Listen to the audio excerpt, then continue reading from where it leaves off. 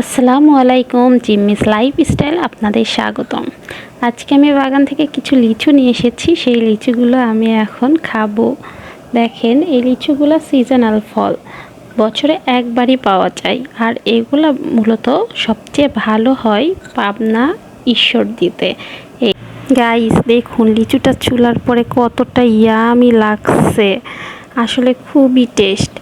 এখন লিচু দিয়ে সবাই অনেকে অনেক রকম জিনিসই তৈরি করছে, কেউ পুডিং তৈরি করছে, কেউ আবার শরবত তৈরি করছে। আমিও ভাবলাম কিছু একটা তৈরি করি, তাই কিছু লিচু ছুলে নিলাম।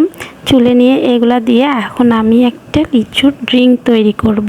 একদম দোকানে কিনতে পাওয়া যায় সেরকমই ড্রিঙ্কও হবে, লিচির ড্রিঙ্কও।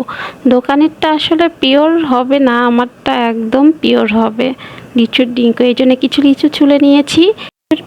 লিচু থেকে লিচুর বিচিগুলো আলাদা করে নিয়েছি। আলাদা করে এখানে আমি চিনি আর একটু লেবু মিক্সড করব। এগুলা এক জায়গায় করে এখন আমি সবগুলো ব্লেন্ডারে জারে দিয়ে দেব।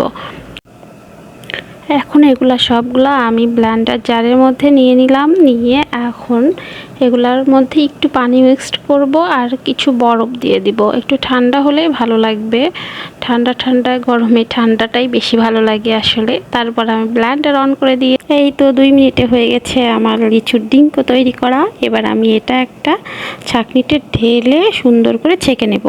ছেঁকে নেওয়ার পরে এটার মধ্যে আমি দিয়ে দিব একটু কিছু বরফ কুচি দিয়ে। এটা এখন খাওয়ার উপযোগী হয়ে গেছে। ছোট বড় সকলে এই জুসটা খেতে পারবে। লিচু সিজন থাকতে থাকতে অবশ্যই আপনারাও তৈরি করে খাবেন আর বলবেন কেমন হয়েছে।